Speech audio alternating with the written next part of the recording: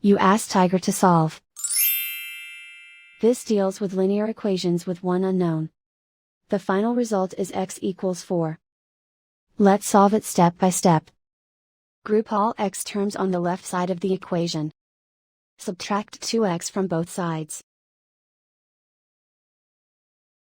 Group like terms. Simplify the arithmetic. Group like terms. Simplify the arithmetic. Group all constants on the right side of the equation. Subtract 8 from both sides.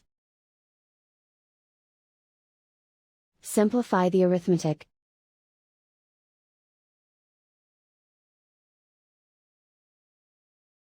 Isolate the x.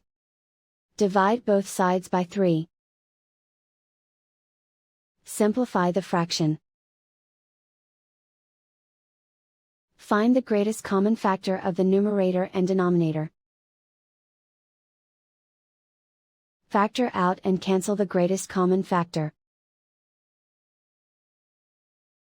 And so the final result is x equals 4.